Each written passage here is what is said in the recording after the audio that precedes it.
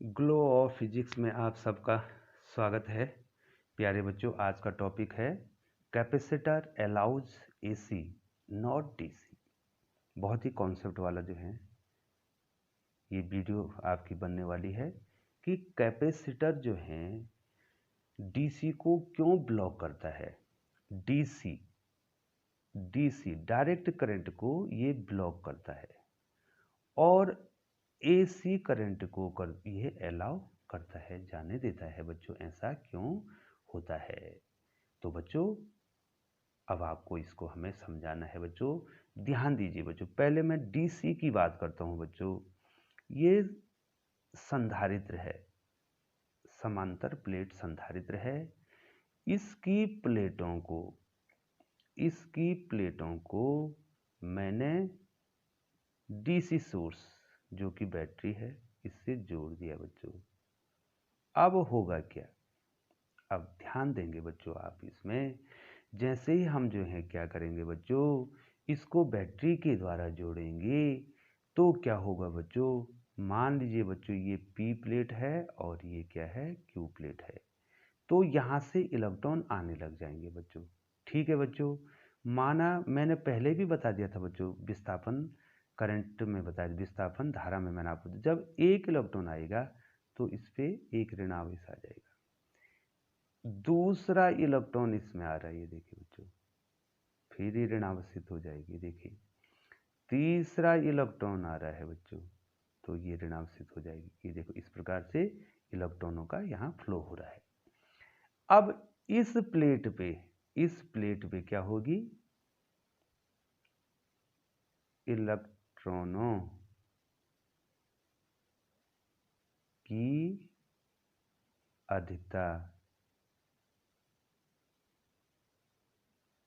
की अधिकता, कुल आवेश, कुल ऋणात्मक आवेश अगर आप निकालना चाहें बच्चों तो आप निकालेंगे Q बराबर माइनस एन ई। ठीक है, 3 इलेक्ट्रॉन आए हैं ना बच्चों फिलहाल, तो कितना आवेश आ गया कुल? -3 into 1.6 into 10 to power -19।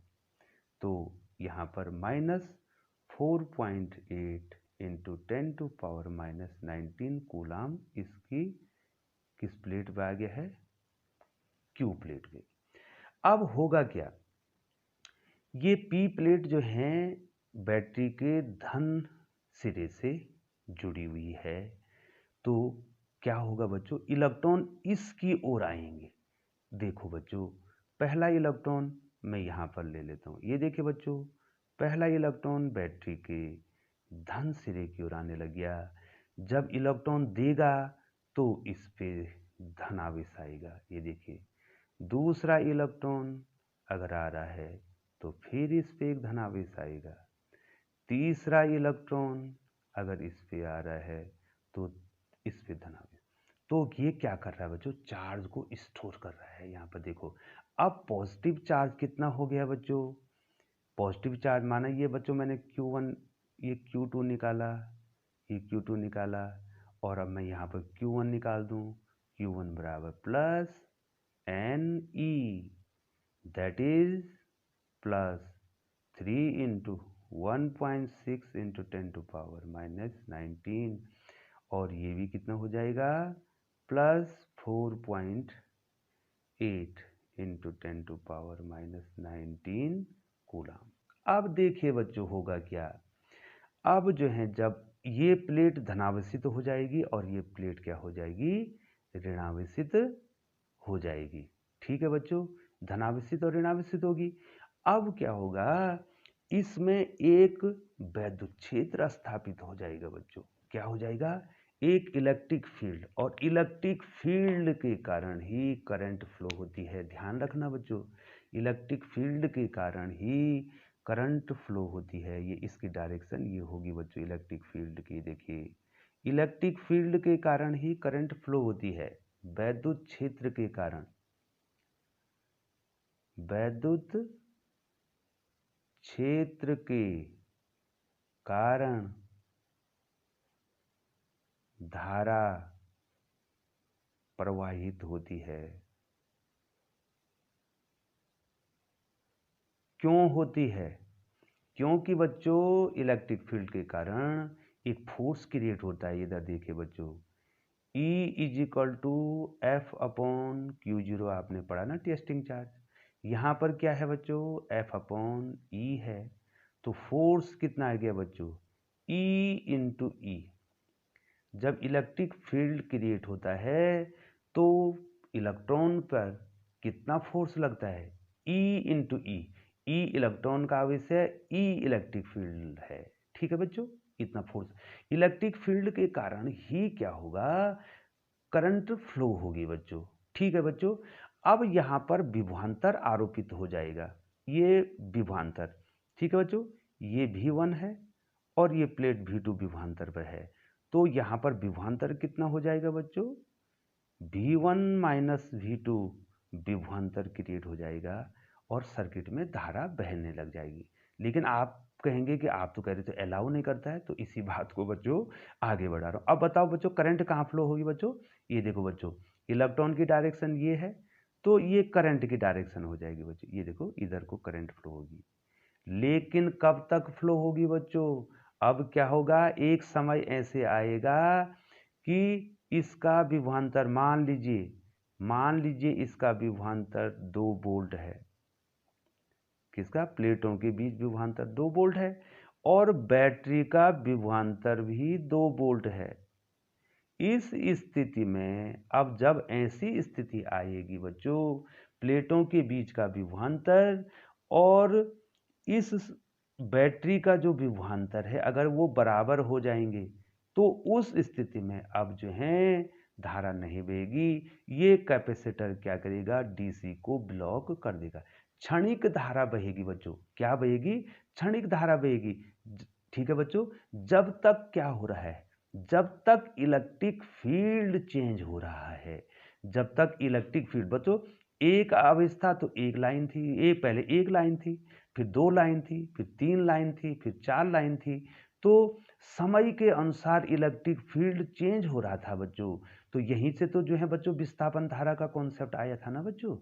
Changing electric field produce magnetic field and which also produce current, that is known as displacement current। उसको displacement current कहा था बच्चों। लेकिन बच्चों क्या होगा, जब इस संधारित्र की प्लेटों के बीच का विभवांतर और इस बैटरी का विभवांतर बराबर हो जाएगा, अर्थात जितने चार्ज इस पे आने थे आगे, जितने चार्ज इस पे आने थे आगे, अब क्या होगा, दोबारा क्या होगा, इसमें चार्ज नहीं आएंगे, अर्थात करंट फ्लो नहीं होगी। तो यहाँ पर जो है क्षणिक धारा बहती है बच्चों। कुछ क्षणिक धारा बहती है और उसके बाद रुक जाती है। क्षणिक धारा बहती है। ठीक है, क्या बहती है बच्चों? इसमें क्षणिक धारा बहती है तथा उसके बाद रुक जाती है। ठीक है बच्चों, तो क्या कर दिया इसने डीसी को अलाउ नहीं किया। ठीक है बच्चों, अब एसी को अलाउ कैसे करता है, ये थोड़ा आपको समझना है बच्चों। एसी को कैसे अलाउ करता है, अब देखिए बच्चों, एसी को थोड़ा सा मैं यहाँ पर बता दूं, बहुत शॉर्ट बताऊंगा बच्चों इसको। ये देखिए बच्चों, ये आपका संधारित्र है, इसको आप क्या कर देते हैं, एसी मेन से जोड़ देते हैं बच्चों, इस प्रकार से। ये देखिए, अब बच्चों एसी में काम क्यों करेगा बच्चों? क्योंकि बच्चों आप जानते हैं, ध्यान दीजिए, यहां पर क्या होता है, एसी का जो है परिमाण और दिशा समय के अनुसार बदलती है। ये फिक्स नहीं रहता बच्चों। करंट यहाँ पर फिक्स नहीं रहती है, इंस्टेंटेनियस करंट आप लेते हैं, किसी क्षण आप करंट लेते हैं, किसी क्षण आप करंट इसलिए लेते हैं बच्चों क्योंकि आपको पता ही नहीं है कि इस क्षण इतनी करंट है तो दूसरी क्षण कितनी हो जाएगी। अरे इस समय करंट क्या, यहाँ पर देखो बच्चों, इधर देखिए, ध्यान दीजिए, यहाँ 0 से शुरू हो रही करंट और बढ़ रही है, अधिकतम हो रही है, फिर घट रही है, जीरो हो रही है, फिर अपनी डायरेक्शन चेंज कर रही है, बढ़ रही है, अधिकतम हो रही है और फिर उसके बाद जीरो हो जा रही है। तो ये क्या हो रही है, करंट क्या हो रही है, चेंज हो रही है, बार बार क्या हो रही है, चेंज हो रही है। और अपनी पोलरिटी भी चेंज कर रही है बच्चों, अपनी पोलरिटी भी क्या कर रही है, चेंज कर रही है। और उसके कारण क्या होगा, उसके कारण क्या होगा, इसके अंदर जो है चेंजिंग इलेक्ट्रिक फील्ड, जो चेंजिंग इलेक्ट्रिक फील्ड है वो बनता रहेगा बच्चों। ध्यान देना बच्चों, ज़्यादा आपको समझना बहुत ही आसान है बच्चों। चेंजिंग इलेक्ट्रिक फील्ड, माना ये पी प्लेट है, ये क्यू प्लेट है, ठीक है बच्चों। मान लीजिए, अब देखिए, मान लीजिए जो है धारा की दिशा इधर को, इधर से धारा बह रही है। ये देखिए बच्चों, माना एक टाइम में इधर धारा बही, तो ये प्लेट क्या होगी, ये प्लेट धनावेशित होगी, ये देखो बच्चों। और ये प्लेट क्या होगी, ऋणावेशित होगी।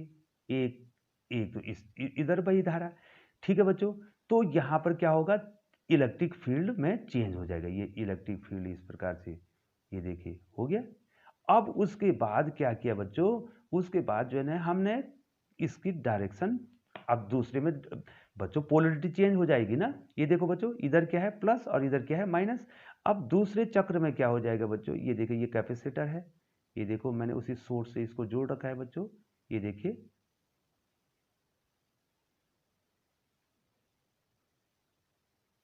ठीक है बच्चों। अब पोलरिटी चेंज कर दी, अब करंट की डायरेक्शन इधर कर देता हूं मैं, ये देखो इधर करंट की डायरेक्शन कर दिया हमने। तो ये प्लेट क्या होगी, पॉजिटिव, और ये प्लेट क्या होगी, नेगेटिव होगी। तो क्या हो रहा है बच्चों, यहां पर जो है एसी करंट की यही तो खासियत है बच्चों, यही तो खासियत है, इसलिए तो इसमें ट्रांसफार्मर का यूज होता है। ठीक है बच्चों, डीसी में ट्रांसफार्मर का भी यूज नहीं होता, क्योंकि बच्चों वहां पर भी यहाँ वही सेम कंडीशन है। यहां पर क्या हो रहा है, यहां पर क्या हो रहा है कि ये जो धारा है, ये जो धारा हमको मिल रही है बच्चों, इसकी पोलरिटी भी चेंज हो रही है, पोलरिटी भी चेंज हो रही है, समय के अनुसार इसका परिमाण और दिशा बदल रही है। ठीक है बच्चों, समय के अनुसार, अब लिखना तो नहीं था बच्चों, आपको आ गया है, समय के अनुसार परिमाण, परिमाण व दिशा बदल रही है, दिशा बदल रही है।